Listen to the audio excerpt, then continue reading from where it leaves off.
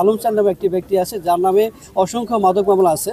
আমরা আজকে সফল হয়েছি, তাকে আমরা অ্যারেস্ট করতে পেরেছি এবং তার হেফাজত থেকে আমরা 1.5 কেজি পরিমাণ গাঁজা, বিদেশি মদ সহ দেশীয় অস্ত্র আমরা উদ্ধার করতে সক্ষম হয়েছি। তার বিরুদ্ধে মাদক মামলা এবং অস্ত্র আইনে মামলা রুজু করা হবে। এছাড়া তার নামে ওয়ারেন্টও আছে। এছাড়া আমরা 2 জন মহিলাকে ধরেছি, সক্ষম হয়েছি। তাদের কাছ থেকে আমরা 60 পিস ইয়াবা উদ্ধার করেছি। আর ভ্রাম্যমাণ আদালতের মাধ্যমে এখানে 5 জনকে শাস্তি দেওয়া হয়েছে। তাদেরকে 7 দিন, 2 সপ্তাহ এবং 20 দিনের শাস্তি দিয়েছে নির্বাহী ম্যাজিস্ট্রেট। আপনারা জানেন যে আমাদের সাথে যৌথ বাহিনী ছিলেন, আমাদের সেনাবাহিনীর টিম ছিল, নির্বাহী ম্যাজিস্ট্রেট ছিলেন এবং আমাদের থানা পুলিশ এবং ডিবি পুলিশ এখানে অভিযান। যে পার্কটা সন্ধ্যার পরে অনেকে পরিবার নিয়ে বেড়াতে আসে, বিকালে অনেকে বেড়াতে আসে।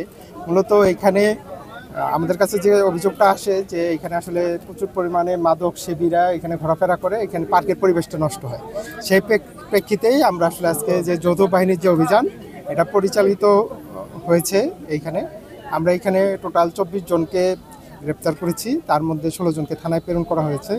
3 জন আগে থেকেই ওয়ারেন্টভুক্ত আসামি ছিলেন, ওনাদের বিরুদ্ধে নিয়মিত মামলা হবে। আর মোবাইল কোর্টের মাধ্যমে 5 জনকে বিভিন্ন মেয়াদে কারাদণ্ড দেওয়া হয়েছে এবং জরিমানা করা হয়েছে।